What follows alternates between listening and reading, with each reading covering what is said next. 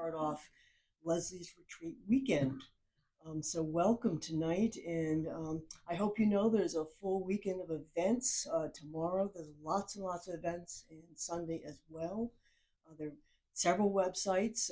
Salem 400 has a long list. I think Essex Heritage is Rev 250. I think even Mott has it. National Park Service. There's a lot of listings. So and a lot of different organizations came together to put together this commemoration, celebration of Leslie's Retreat 250 years ago. I think if Salem hadn't been quite so reasonable, or maybe Leslie hadn't been quite so reasonable, the Revolutionary War might have started here. And maybe Salem would not be known for the witches, but the beginning of the Revolutionary War, that would be very different.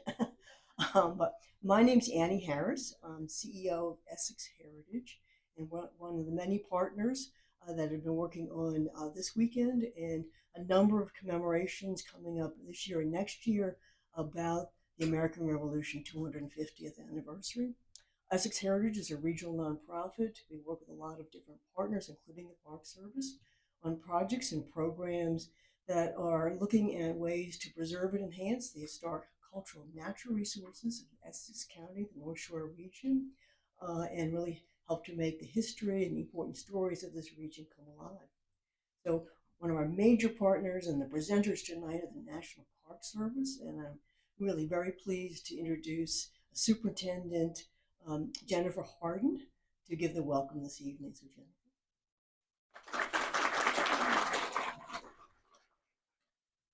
Thanks, Annie.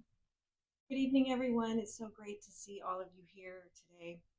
I'm Jennifer Harden. I'm the superintendent at Salem Maritime, Saugus Ironworks National Historic Sites. On behalf of our entire National Park Service team, I'm really delighted to welcome you to the MPS Salem Armory Regional Visitor Center. We are thrilled to showcase our new exhibit, Leslie's Retreat, Salem on the Brink of Revolution. This exhibit and the talk we are about to hear were all developed in close collaboration with Essex National Heritage Area and Minuteman National Historical Park. Their collaboration has been invaluable, and we are extremely grateful for their continued commitment to sharing our region's rich history. A thank you also goes out, special thank you, shout out to Eastern National and Essex National Heritage Association for hosting and supporting the wonderful opening reception this evening. This weekend, we're also really proud to be part of the City of Salem's commemorative events, focusing on the significance of Leslie's Retreat. The history of what is now known as Leslie's Retreat reveals a community and a colony on edge. In early 1775, Massachusetts citizens felt deep uncertainty about their relationship with the British government and saw no clear or simple path to resolution. The tense standoff at Salem's North Bridge, which ultimately ended in compromise, foreshadowed the larger conflict to come. Though violence was avoided on that fateful Sunday, tensions had only increased, making this event a powerful moment in the lead up to the American Revolution. As we mark the 250th anniversary of Leslie's Retreat and the American Revolution, the National Park Service is also reflecting on how our understanding of history evolves over time as our access to new information and perspectives expand, as well as what this process can teach us about how history is made and unmade. With that in mind, I'm honored to introduce Dr. Emily Murphy, our wonderful curator at Salem Maritime and Saugus Ironworks National Historic Sites.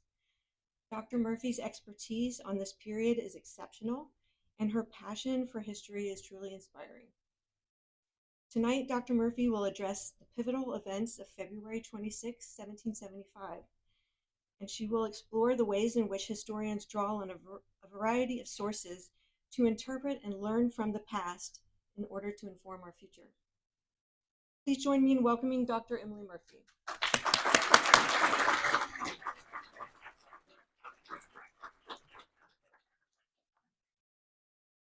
Thank you.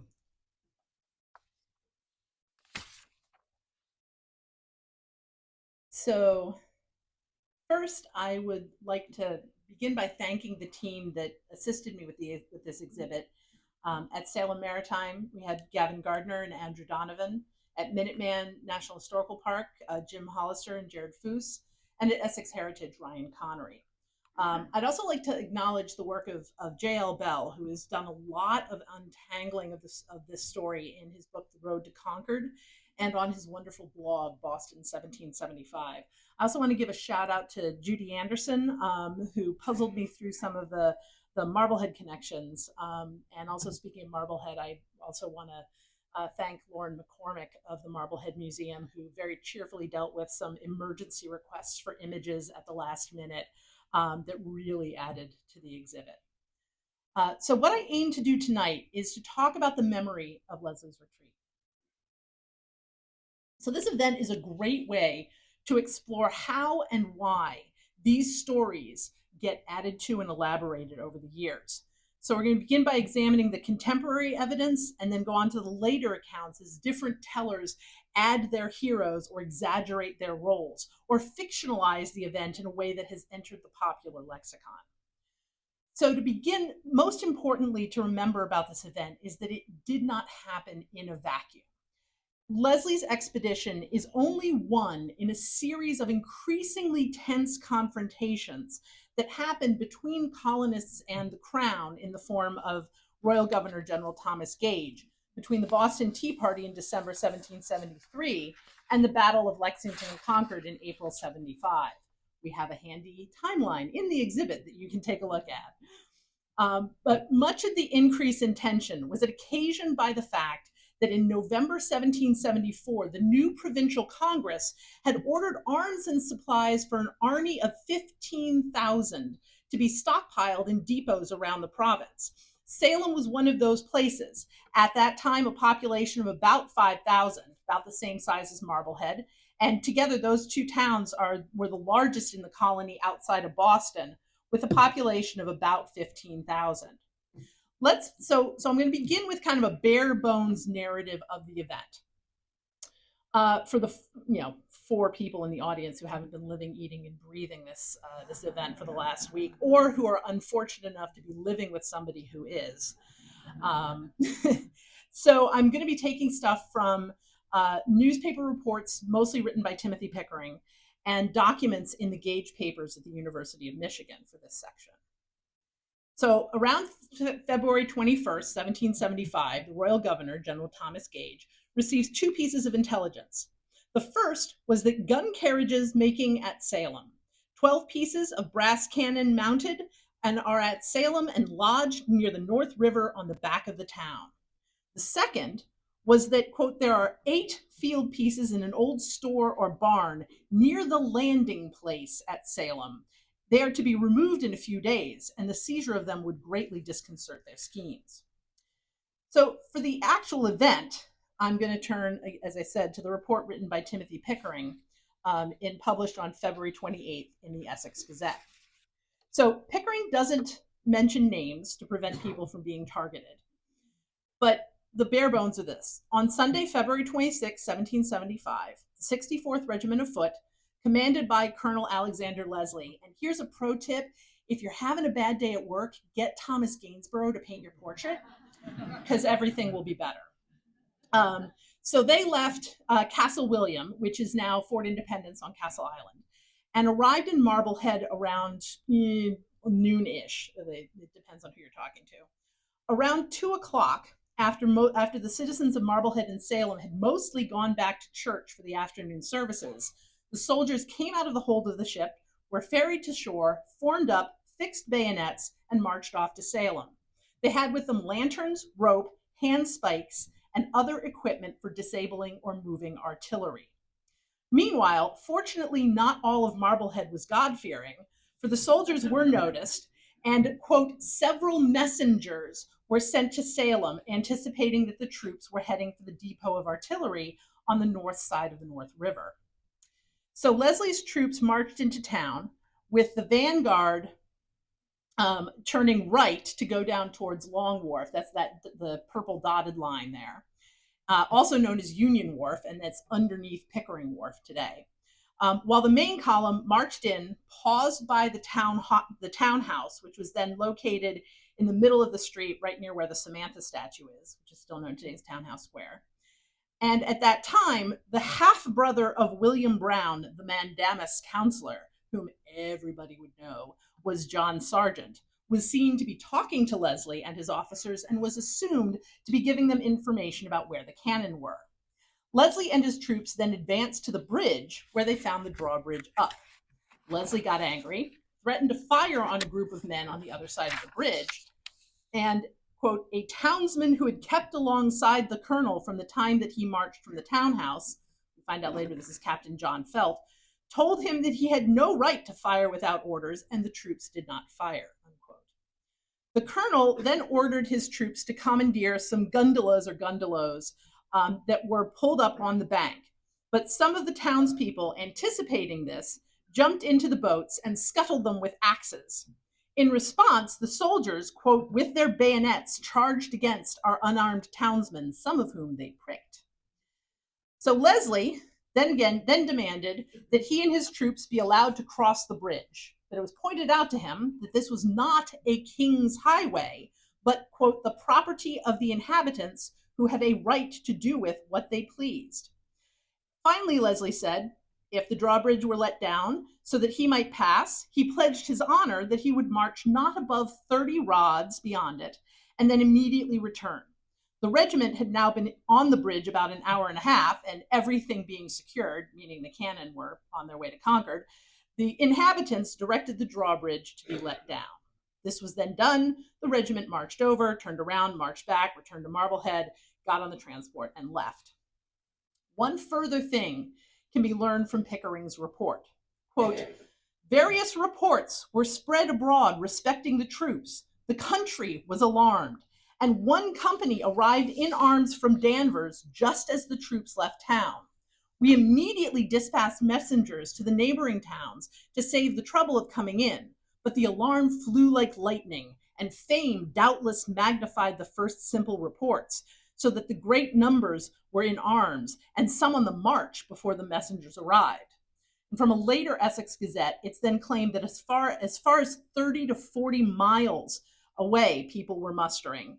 And it's thought then that not less than 12 or 15,000 men would have been in Salem in less than 24 hours. This is kind of independently confirmed by an article in the Newburyport Essex Journal, and also a letter that then later gets published in the Essex Institute Historical Collections, that says that men from Amesbury and Salisbury got the alarm soon after dinner time, which is midday. So within an hour of the ships being sighted. They got to Newbury before they heard that they were not needed, so they had a nice dinner in Newburyport and went home, which is how things end up in Amesbury mostly. However, even the contemporary documents contradict each other. This is one of the things that's so fascinating and frustrating with this event. Two Tory papers out of Boston printed slightly different stories. Draper's Massachusetts Gazette and Boston Newsletter adds a clergyman, who we now know as Thomas Barnard, who complained about the soldiers attacking the men in the gondolas, and states, quote, when Colonel Leslie told him that if the bridge was not immediately let down, they might expect worse treatment, the clergyman then prevailed with the proprietor to let down the bridge, and the troops marched on, leaving a party in possession of the bridge till they returned, which they did soon, it being dark. Draper also gives us the interesting tidbit that they didn't get back to the transports until between 8 and 9 o'clock. So Mills and Hicks' Boston, Massachusetts Gazette and Boston Post boy states that Draper's account is the true one, and that Leslie never told anyone to fire and that he never pledged his honor, instead absolutely insisting that he goes over the bridge. Further, they say no one whispered or spoke to him, especially William Brown's half-brother. Fortunately, Timothy Pickering loved a good newspaper fight almost as much as he hated being contradicted. And so he responds in the next Essex Gazette, point by point. And so he adds more information and some of the quotes that have come down to us. He said he double checked with the townsman and provides the quote that the townsman did hear Leslie say he was going to fire. And he responded, "Fire? You had better be damned than to fire. You can have no right to fire without further orders." He also provides more information about the clergyman as well, saying that he actually was negotiating with Leslie. And the fact that the counselor's half brother was indeed talking to Leslie. There were several witnesses. So these accounts are typical of the points that each side is trying to make. So Pickering and the other Whig-leaning newspapers are highlighting the aggression of the soldiers against unarmed civilians, claiming their property rights as British citizens, while the Tory papers are saying that a gentleman and an aristocrat would never deign to negotiate with the mob. And he had every right to search for the artillery. It's also interesting that the exchange with Thomas Barnard in the Tory papers, Barnard is pleading with Leslie to hold on and get the drawbridge down. So it is notable, however, that Colonel Leslie is still the only person named as having been involved, with the exception of the counselor's half-brother, who, as I said, everybody would know this was John Sargent. And in fact, Sargent then has to flee Salem a few days later because he's being blamed for things. Things start to get a little more complicated as the story becomes part of the memory of the Revolution. So John Trumbull, in his 1775 publication, it's the first canto of his epic poem, McFingal, which would take another complete lecture to unpack both the colonial history and the classical allusions in this poem. He has his loyalist character sort of go through a history of what's happened in 1773, 74, and 75. And he compares Leslie's expedition to the assault on Troy. And he says, quote, "In stratagems showed mighty force and modernized the Trojan horse, played o'er again these tricks Ulyssian in their famed Salem expedition." He then goes on to describe the 64th emerging from the belly of the transport like the Greeks from the Trojan horse, and concludes, "Through Salem's strait without delay, the bold battalion took its way, marched o'er a bridge in open sight of several Yankees armed for fight, then without loss of time or men veered round for Boston back again, and found so well their projects thrive that every soul got home alive." So there's one line in there that causes a huge problem. Several Yankees armed for fight. And this is the big mystery associated with Leslie's retreat.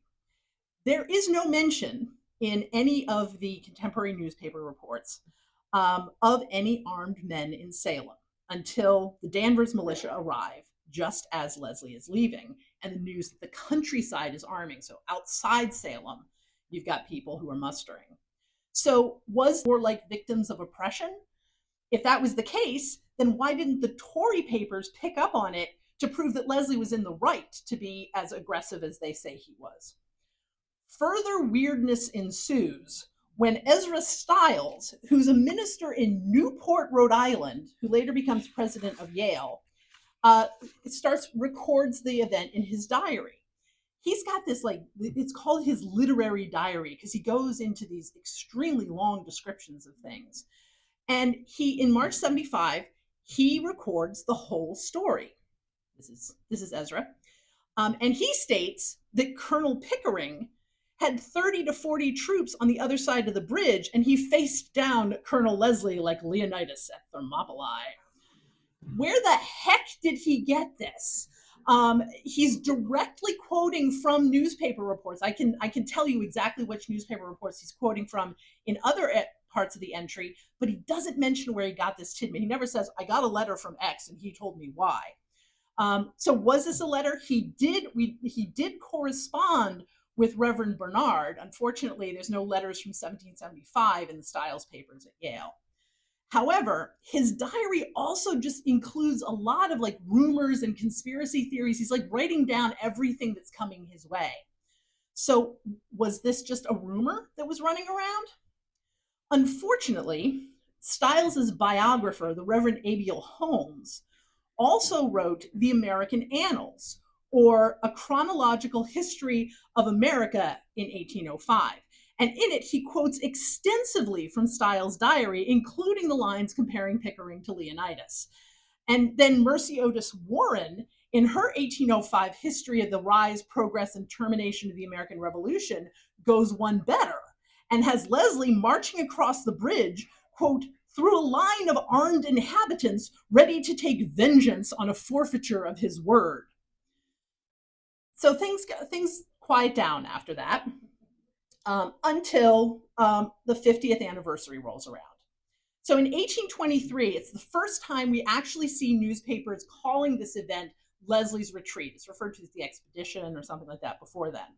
And they talk about the fact the North Salem 4th of July celebrations include a decorated flagpole painted gold with a bust of Washington and an American eagle on the top, and a large plaque that says Colonel Leslie's Retreat, February 26, 1775.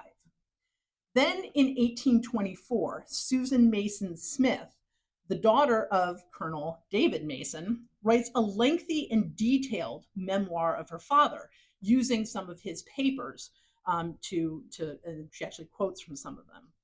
Mostly, she's writing to erase the memory of her father's very unfair dismissal from the Army. But in the process, she gives us some great information about her father's role in Leslie's Retreat. Mason was the man in charge of collecting the cannon as the engineer for the Provincial Congress, that's the Massachusetts legislature. And her recollections of his actions during the event give us another major player, as well as new details like the fact that her father bought a number of the 17 cannon from Captain Richard Darby Sr., as he records in his notebook, she says. This document is widely circulated, and most retellings of Leslie's Retreat from here on rely on the Mason bio and the Pickering narrative from the Essex Gazette. In fact, the Salem Gazette, which was just the newspaper in the early 19th century, almost always reprints the Pickering article around the anniversary of Leslie's Retreat. So then we get to the 1840s and 50s. History becomes a popular literary subject at this time. But as Michael Kamen points out in his wonderful book, Mystic Chords of Memory, its purpose was not primarily memory, but morality. So holding up men, it's always men, of the revolutionary generation as models of morality was a major point here. And so it doesn't really matter if you fictionalize things a little bit to get your point across. As well, the line between history and fiction blurred, as can be seen in the work of, you wouldn't think I'd be here without mentioning Nathaniel Hawthorne, right? So as can be seen in the work of Nathaniel Hawthorne and Henry Wadsworth Longfellow. At the same time, we also have a growth of antiquarianism and collecting of documents. It becomes a popular hobby at the time, and individuals like Peter Force do a lot to preserve what's left of the documentation and found what later becomes our national archives. And all of this goes on display in the first large-scale history of Leslie's Retreat, written by Colonel Samuel Swett, a historian and antiquarian who wrote regular columns on historical subjects for the Boston Daily Advertiser. In 5 lengthy columns between January and March of 1848, his Extracts from the Revolutionary Document series, he uses the biography of Colonel Mason as the main source for his Leslie's Retreat story, with augmentations with interviews with surviving eyewitnesses. However, he spends a good bit of time on illustrative tangents, like about how important the Swett family is to Marblehead. There's 2 whole paragraphs on that. And a description of Timothy Pickering as the American Cincinnatus, with Roman features and an eye that could outlook the eagles, as Colonel Pickering's did the angry lightning eye of Vice President Burr. Cue lengthy tangent on how he took on Burr on the Senate floor, and with an implication that Pickering's pure morality was how he managed to defeat Burr. So Sweat has Pickering mustering 40 men with arms on the north side of the bridge, and then has them back slowly up as the 64th advances across the bridge to turn around. He is also the first to introduce Captain Richard Darby Sr., not simply as the seller of the cannon to Mason, but as having his own confrontation with Leslie. When the vanguard heads down toward Union Wharf, apparently Leslie seeks him out and asks for the cannon, and to which Richard Darby replies, "Find them if you can and take them if you can. They will never be surrendered." This story was, of course, immediately picked up by the Darby family and published in the major biography of Elias Haskett Darby in 1858 that his grandson wrote. At about the same date, J.W. Hanson publishes his History of the Town of Danvers, I mean 1848, not 58, and in which he basically just reprints Timothy Pickering's narrative from the Essex Gazette and then adds a few notes of his own. He increases Pickering's militia to 50 men and reduces the 64th to only 140 men instead of the 250 to 300 most other people are reporting. He also states that Colonel Pickering informed John Proctor that he scuttled with his own hands one of the gondolas. Most interesting, however, is his conclusion. In the town of Salem, nearly 2 months before the Battle of Lexington, the people of Danvers, joined by those of Salem, opposed and beat back the foe. So in 1857, you gotta love somebody who's all in on their town, you really do. So in 1856, Charles Moses Endicott published in the Proceedings of the Essex Institute what in many ways is still the definitive version of this event. Endicott begins there's a wonderful turn of phrase that I actually used as my title, saying that before the task was undertaken by anyone, the twilight of uncertainty had cast shadows of over a large portion of the incidents here recorded. But he says, quote, "The following account is believed to embrace all the principal facts in the case, and we have endeavored to cull from the materials in our possession such as appeared the most authentic and reliable, and to avoid as much as possible drawing upon the imagination of others or of our own, at the risk of making the account tame and uninteresting." And I think this is what has given this particular account its staying power. There's a little bit of a modern sense in there of how history works. His writing is still a little over the top, I will have to admit. And he does have a lot of that moralizing that you see in many of these histories at this time. But more importantly, he gives you the receipts. He has an appendix which has actual transcriptions of oral history interviews with the same men that Samuel Sweat was talking to: William Gavitt, Samuel Gray, and Samuel Holman. These folks were eyewitnesses as young men. And he also talks to the son of another major participant, and then copies out excerpts from newspapers and other publications describing what's going on. And it's Endicott's research and the oral histories he transcribes that mostly shape the version we now know. Captain John Felt telling Leslie not to fire, Mason on the opposite shore, the Reverend Thomas Barnard being calm and diplomatic, and Sarah Tarrant yelling insults from her window. Endicott also does some myth busting. The Richard Darby encounter, for example, is completely absent from his narrative, which indicates, to me at least, that he didn't find any evidence of it. He also takes on the question of American militia presence head on. Quote, "Some recent accounts state that Colonel Pickering, with a force of 40 armed men, was on the north side of the bridge, where also large numbers were rallying around him. This statement, however, is said to be a mistake by persons now living. In fact, Colonel Pickering must have been gifted with the power of omnipresence on that day to reconcile the conflicting accounts respecting the part taken him in this affair. Beside the statement here referred to, there is another. that he was the while mustering his regiments on School Street, which is today Washington Street, yet another that he was on the south side of the bridge with Felt and Barnard and the others, and also that he scuttled with his own hands one of the gondolas. Endicott seems to have specifically asked his 3 eyewitnesses about armed Americans at the bridge. For William Gavitt says, quote, "The account recently published of Colonel Pickering on the north side of the bridge with 40 armed militia, quote, is all poetry. It has no foundation whatever. The colonel was on the south side of the bridge like any other citizen." Samuel Gray says, "The only arm seen in the hands of anyone at the bridge was a brace of pistols peeping out from under the cloak of a person he didn't know." And Samuel Holman stated, "There was no embodying of armed men on our side. And of course, Colonel Pickering did not perpetrate the shamefully ridiculous maneuver of running backward with 40 men in front of a battalion of regular troops marching in quick time."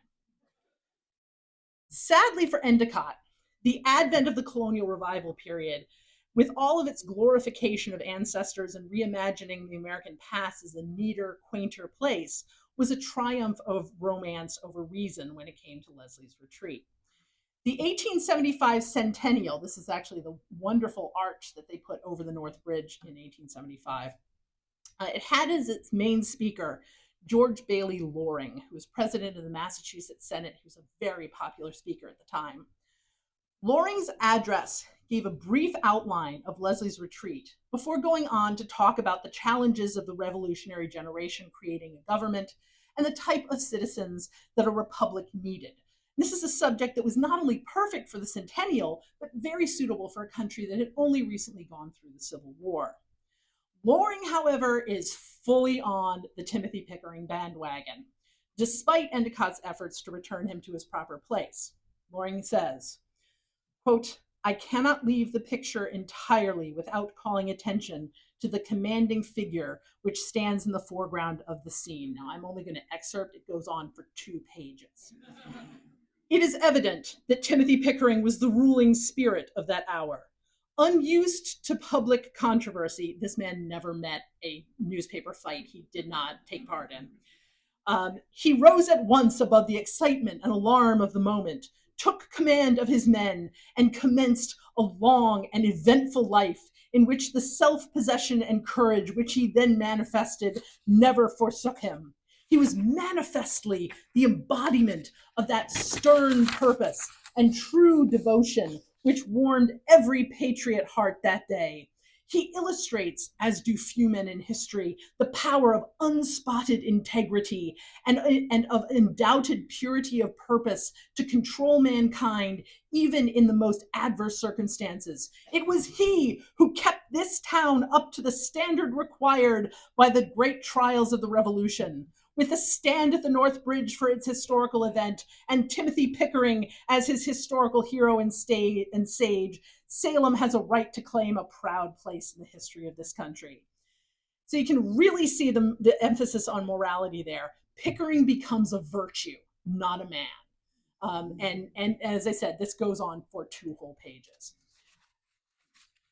So in 1880, there's another addition to this story.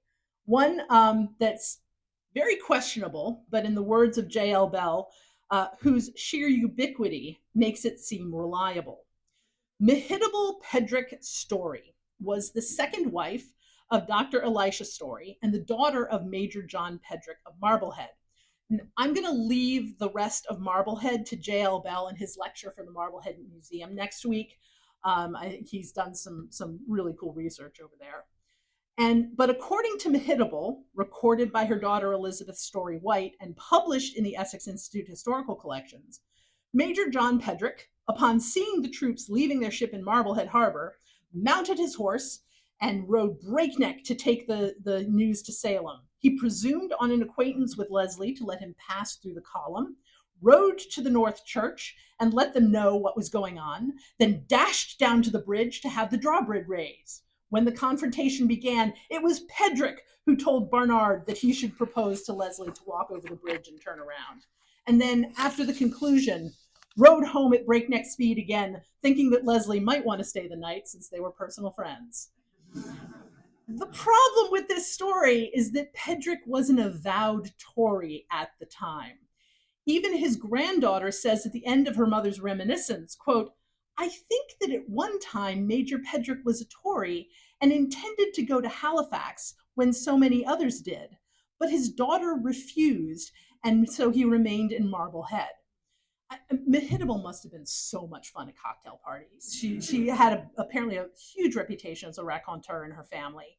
And her grandson said about her, "Her temper was gay and she was a great talker, telling manifold stories of the Revolution and of the men and deeds of the past age. Her mind had a romantic turn, and with a sort of half superstition, she used to recount the legendary tales of her native town, never quite believing or disbelieving them." She's also married to a genuine revolutionary hero. Dr. Story was actually involved with the Tea Party. He fought at Bunker Hill. He served in the New York campaigns. So she might also have had a motivation here to try to invent a heroic story about her side of the family that could match her husband's. What's also interesting about this story is that it really counters the narrative set up by Pickering's original narrative in 1775, which says, quote, "Some of the inhabitants, suspecting they were bound for Salem, dispatched several messengers to inform us of it." So this paints a picture of a collective planned response, that these messengers knew where they were going to go and they were heading out. And that's how the alarm gets so far across Essex County so quickly. Mehitable's story of her father taking matters into his own hands and riding like a centaur fits in with this growing narrative of individualism and strenuous masculinity that was really sweeping the middle and upper classes during what would become the Gilded Age. So this is why this story sort of starts bubbling up in the 1850s, 1860s, but it first gets published as a cohesive story in 1880 when this is all going on. So Pedrick, on his horse, makes an appearance in the 1902 painting by Frederick Bridgman that was commissioned by the Essex Institute. And in celebration of the painting, an article entitled "An Affair at the North Bridge" was published in the Essex Institute Historical Collections that collected all the primary sources that were used to create the painting, including sources about the 64th Regiment of Foot and Leslie. So having a visual source is really important in this first decade of the 20th century, because this is when you start to see pageants and parades and sort of the visual culture becoming a way to teach this history, particularly as you get more immigrant communities moving into the area. The focus on the individual increased as the 20th century dawned, and another story bubbled back up to the surface in heavily fictionalized history books like Ralph Payne's Old Ships and Sailors of Salem. So Payne was a career yellow journalist, and he left writing and editing sensational articles for New York newspapers to write sensational fiction and history books and magazine articles. He replaces Felt and Pickering with Richard Derby Sr. Quote, "At the head of the crowd of armed men stood Captain Richard Derby. Derby, according to Payne, is the one to say that the bridge is private property, and he roared across the stream as if he were on his own quarterdeck." Further on, Payne says that it is Captain Derby and his friends who proposed the idea of crossing the bridge and coming back, concluding, quote, "It was a victory for Captain Richard Derby and his townsmen, and well worth a conspicuous place in the history of the beginnings of the American Revolution." Payne is one of the folks who are Derby boosters in the early 20th century, which does lead to the founding of Salem Maritime, so I can't really be too angry at him. But it is interesting that he pretty much replaces the story of Barnard, the clergyman, coming to a peaceful solution with Leslie seeming to back down in the face of American aggression. Very interesting considering we've got the Spanish-American War that had just gone on. He's writing around 1910, 1912. So I'm going to wrap up our whirlwind tour with the last source that people still use, James Duncan Phillips. And this is a man who's just been told Timothy Pickering is not the most virtuous person in the world. So we all kind of love those of us who've been around the history field in Salem kind of love to hate James Duncan Phillips. But I saw family film footage of him dressed up as a Puritan for the Salem Tercentenary, and he was so happy. And I can't hate him the way I used to. But Phillips, in his book Salem in the 18th Century, provides a highly fictionalized version of the event, complete with dialogue based on earlier sources, that is surprisingly for him actually pretty decently footnoted. He really kind of doesn't believe in the footnote. He does give the Pedrick story as part of this, but does not give him credit for doing everything. So he's not copying that Pedrick story whole cloth. He does add that Richard Derby was there, but doesn't have him yelling in Leslie's face. And although he mentions that Pickering almost certainly was not at the head of 30 to 50 armed men, he does credit Danvers with arriving via Boston Street and drawing up in double file across Federal Street at North, and then following the 64th column out of town, a story that is completely new and is, of course, not footnoted.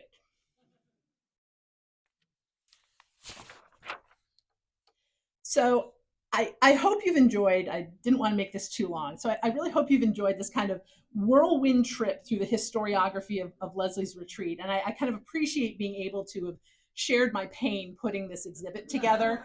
As I said in the introduction, studying how this story has been told and who told us can really give us enormous insight into how we as a country develop our memories and memorials, and how each generation is changing how history is told. Thank you.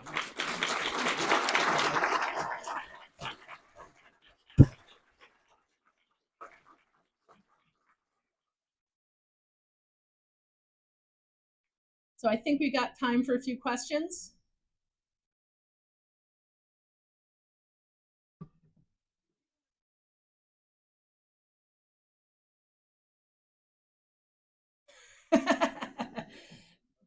So the question was, given the various accounts, do we tell the story that Endicott told? Since I'm the one giving the lecture, in my opinion as a historian, I think Endicott comes closest in terms of the fact that he's actually got oral history interviews with eyewitnesses. He has pulled together. He's found almost all of the newspaper accounts, and I think the way he puts it together and the questions that he asked are probably the closest. I think he would be the best place to start from. Let's put it that way. He's the best place to start from. Chris, up in the back.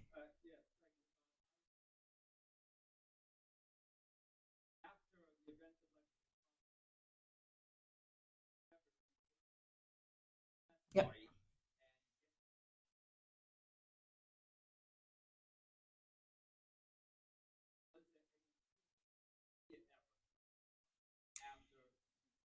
There are some major things that are missing that I really wish that we had. The first is Gage's orders to Leslie don't exist, which would be really fascinating, because one of the things that happens when Colonel Smith is sent to Lexington and Concord, he's actually told, and correct me if I'm wrong, Jim, he's actually told, at least in one of the drafts, you may fire upon people. If any body of troops there oppose you, you will order them first or fire upon them. And so, is this something that is the reason that Leslie was being so diplomatic because he did not have those orders, or is this something coming from him? Leslie seemed to have been an incredibly well-liked officer and very competent. And then the second is any kind of oral histories. And I think a lot of that is because, when this was happening, it was just a police action. They'd done this before, the powder alarm, and so the importance was people died at Lexington and Concord, and that's why. And they really that first set of depositions, they really want to prove the British fired first. And so that's why you see a huge difference in the depositions between that were taken in 1775 and the ones that are taken in 1824. 50 years on, we've won, and everybody's like, "Oh yeah, no, I was out there. I was going to go after them." And so it was there are some key pieces of evidence about this event that are missing from the historical file.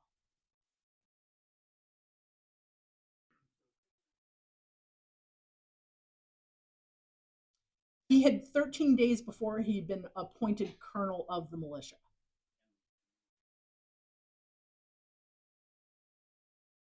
Yes. Yeah.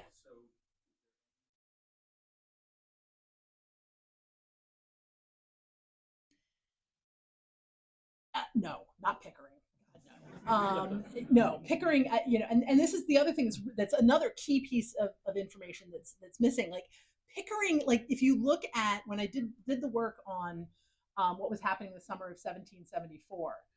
The Pickering papers at Mass Hist were hugely important because Pickering is like writing back and forth. He's giving detailed descriptions of what's going on. Everybody, we got pulled in front of General Gage and this, that, and the other. He is silent on Leslie's retreat. And so, but also, when Lexington Concord happens, there is a delay in, excuse me, there's a delay in Salem's response. And so basically Salem shows up just as the column is going into Boston, and they're like, "Oh man, that sucks. We're going home." And Pickering literally spends the rest of his life defending his decisions on that day. So I find it hard to believe that if Pickering was not there, or if Pickering was there with armed men, he would not have recorded it in some way, shape, or form.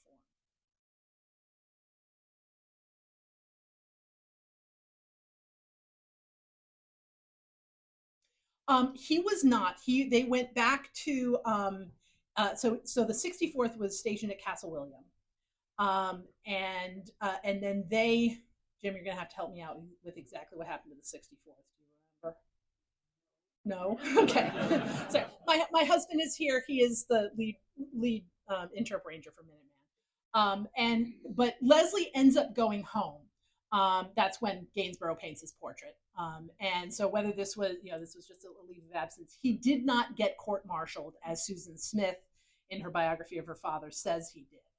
And he ends up going to he ends up in the Southern campaign.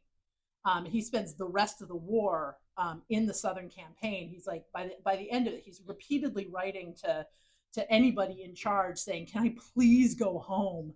And they're like, no, you're too important. You're too, you've got too much to do. And they finally do let him go home. They say, "Congratulations, you're a major general and you're in charge of all the troops in Scotland." And like 3 weeks before his death, the guy is in his late 60s. He's putting down a riot in I believe it was Glasgow, Scotland. So he just keeps working. So yeah, but the 64th was not involved in the response to Lexington and Concord. I think I saw a hand over here somewhere.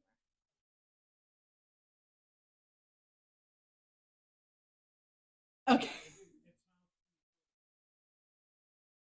Yeah, no, his wife died early on in the American campaign. He never remarried. He ends up going home and living with his daughter, and he does pretty well.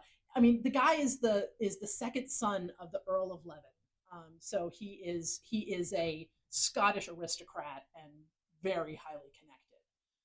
So that helps a lot. Yes, ma'am. Yes.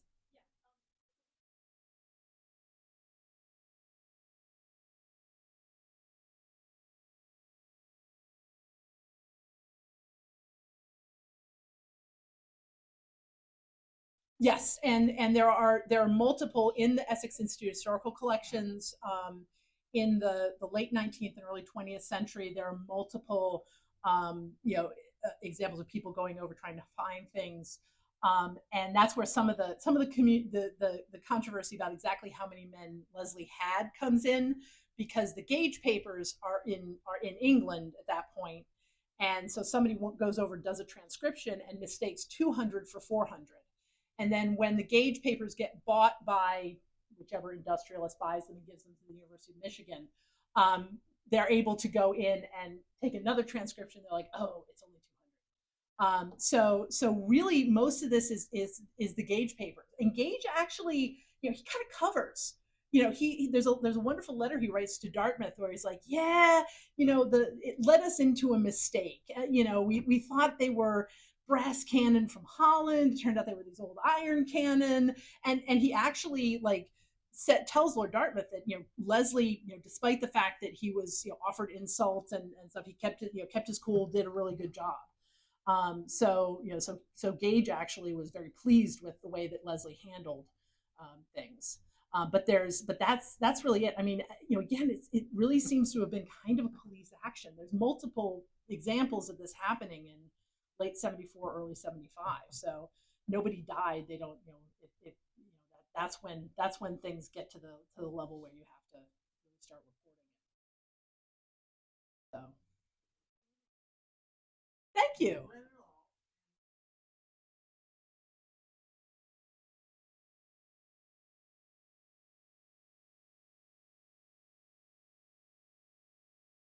Absolutely. What I'm going to do is I'm going to toss this to Jim because he does a whole thing on this. So I'd like to introduce you. This is Jim Hollister. He is Park Ranger at Minuteman. And he is the person in charge of Battle Road 250, which is going to be the largest and most authentic living history experience on Patriots Day. So everybody come to Concord. Somebody please help me. Okay, so the question. So the second occupation of Boston. So the British Army was first sent in to Boston in 1768. So the controversy was that they came into the town, and of course they wanted to be billeted in town, and the government said, well, the Great and General Court said no, they should be quartered in Castle William, which is actually where the 64th ended up, and they were out there for quite a while. They did not take part in the Concord expedition. They were there during the siege. But anyway, the order was, no, we're going to take the 14th and 29th regiments and quarter them in the town. And their purpose, so it was a big controversy. It's a whole other lecture, but yeah. I'm not going to do that to you. So anyway, the controversy was that they were in the town itself when they were proper barracks. So it was considered somewhat unconstitutional, quartered amongst the people. They were the ones, the reason why there was the Boston Massacre, there was the 29th Regiment. So when to put that in context, March of 1770. But what they were there for specifically was not martial law. It was not to keep the peace. It was basically to protect the customs service so that they could enforce the new customs laws and collecting the new duties, the Townsend duties. So that was their purpose there. They were removed from Boston shortly after the Boston Massacre, taken out to Castle William, and then later left. I think they went to Halifax for their own safety. That's how bad Boston got. They were brought back, not those particular regiments, but British soldiers occupied the town again starting in June of 1774, when the British Navy sent the warships to close Boston Harbor. And then they sent, ultimately, a force of about 4,000 British soldiers that kept arriving throughout the summer.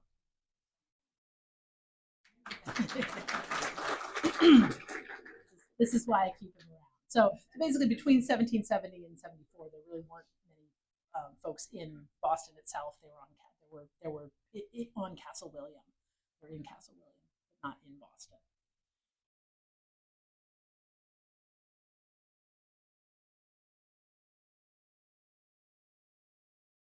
That is the theory, and there is an intelligence report that Gage gets that says the cannons that were in Salem were taken to Concord. So how many of those 17 were not, it's tough to tell. They may have split them up, but yeah, they do end up, in at least going through Concord at that point.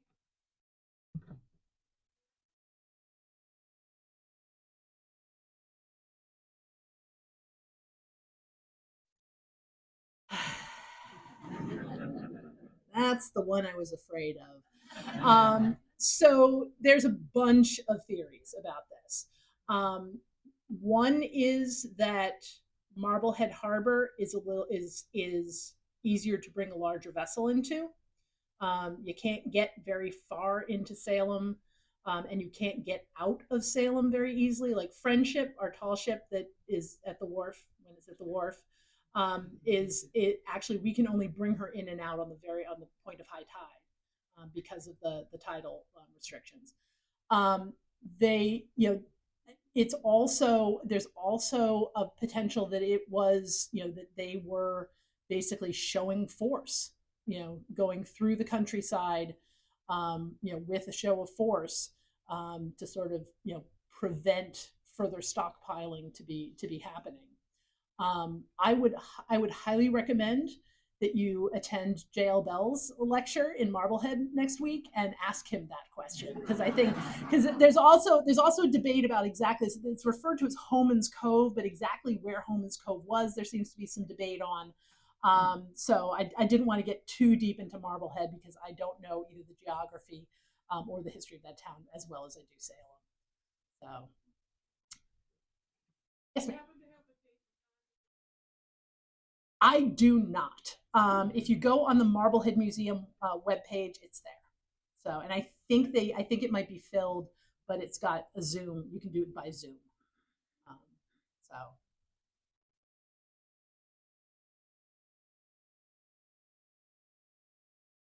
so, the 17 cannon.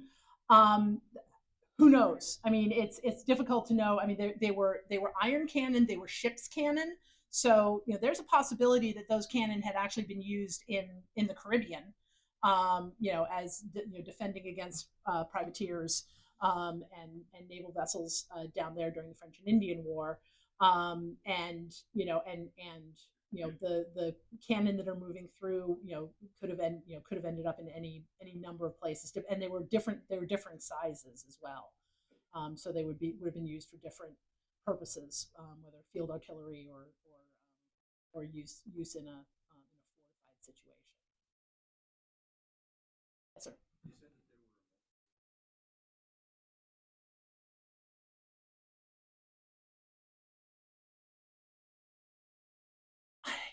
The powder alarm is probably the other one that gets a lot of that gets a lot of press. There's also I think there's also I wouldn't categorize it as much as a police, sort of a police operation, but there's a group that goes down to Marshfield, at the request of the town of Marshfield, and there's a whole brouhaha down there, that I think Marshfield does quite a bit with. But I think Leslie's Retreat, because of I think honestly because of the number of antiquarians and the power of the Essex Institute, was a lot of folks were able to focus on it,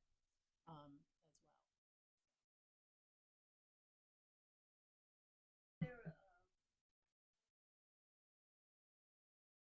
Yes, so there's stuff going on at Machias. There's the attack on Fort William and Mary. So there's a lot of these these small moments that are happening at this time where folks are just getting fed up, and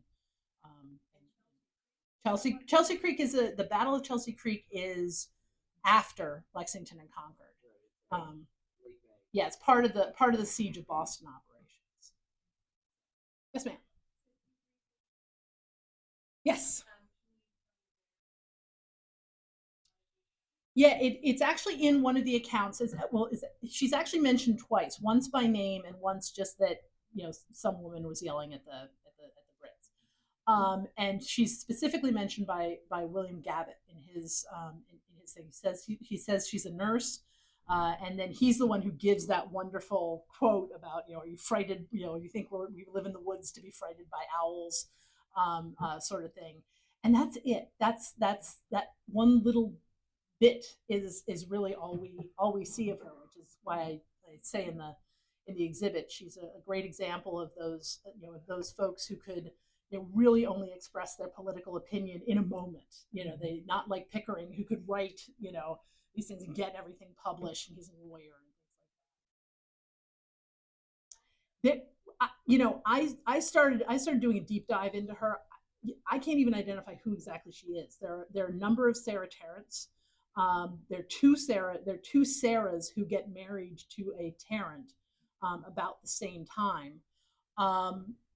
There's a mention in Endicott that she is this woman who dies at the age of 85, but which widow Sarah Tarrant she was, there doesn't need, and the Tarrant family just don't seem to have left a lot of tracks across the historical record. Unfortunately, it seems they were your average sort of lower middling folks who didn't get into trouble, which is a shame because we don't know anything about you that way. So yeah, so she's a bit of a mystery. I know there's been some other folks who've been kind of working on her, but she's a mystery. So anything else? One last one.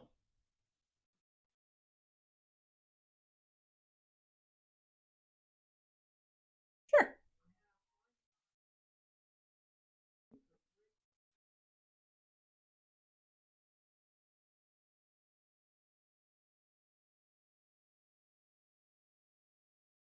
Hang on. I don't know if the map that I put up here covers. Oh, there it is.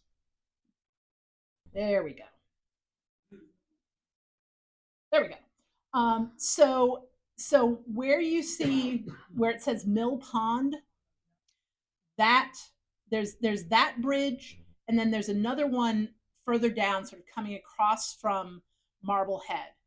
I think this is the one at the Mill Pond, that's where Maloon's Mills was, and that's the one that they disassembled. This is actually it's actually about where the train comes out of the tunnel down near Briley Plaza. That's where the Mill Pond was. Down near Canal Street. That whole area down there. Yeah. Yes. Yeah. Yeah. Exactly. That's why that whole area is very damp. Down in that area. So they basically at that point they have to kind of come around and then go up past where they have to go up towards High Street and Gedney up there, and then kind of come around, because that whole area where the post office is and everything was sort of the end of the South River. Yep. They had to go around Knockers Cove. Yep. All right. Well, thank you very much. I think Ginny from Salem 400 just wants to say a quick hello and just give you some ideas about the various and sundry things you can do this weekend related to Leslie's retreat if you haven't had enough. And thank you.